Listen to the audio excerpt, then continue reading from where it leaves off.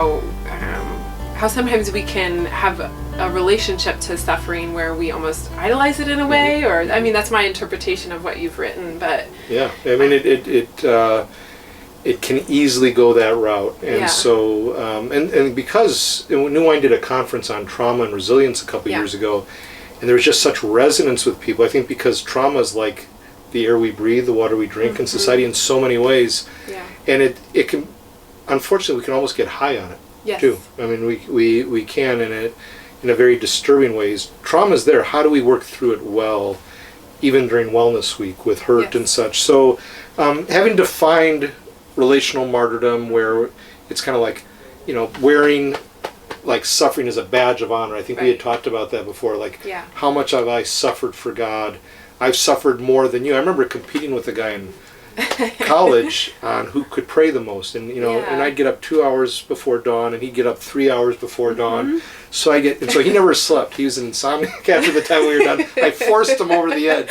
But and I think we knew the same thing with suffering. You ever seen that Monty Python episode where they're talking about, I was raised poor, and someone else says, I was more poor than you were, and they go through it, and it's like on steroids. It's hilarious. It's well worth it. But I think we can do the same thing with suffering, and suffering is certainly key to the Christian faith.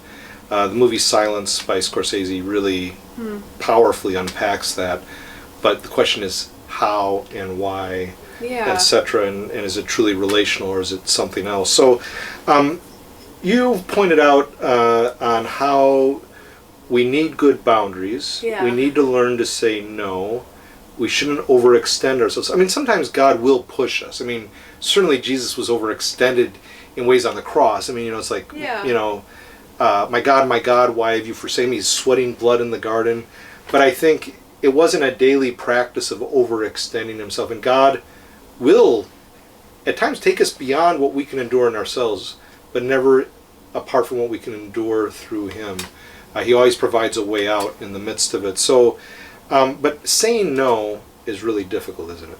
It can be. I think, yeah, some of that can come from what we learn in our families. Some families tend to be more passive.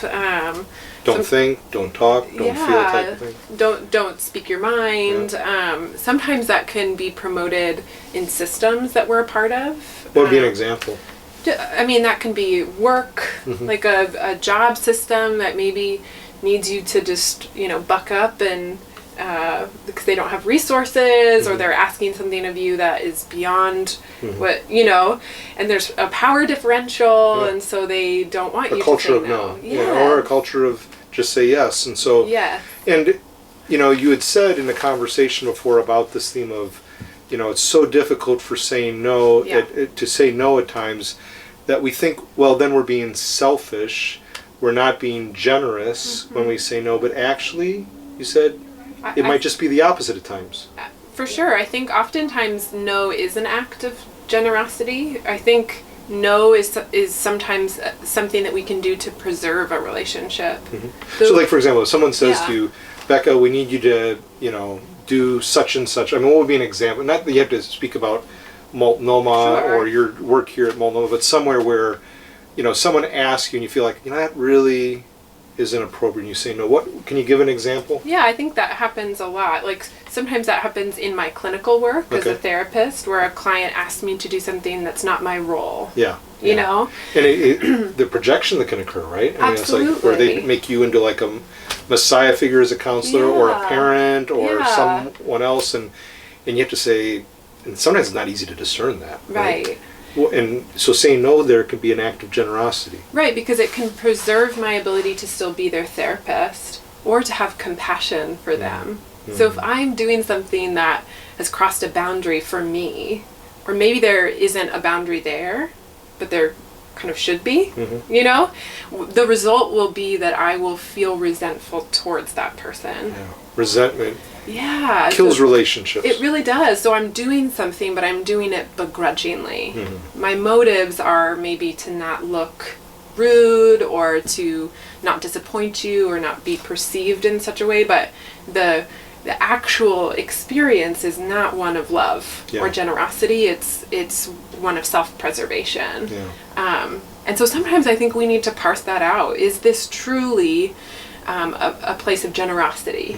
That I'm saying yes in this because I can and I'm able to and it fits with my values?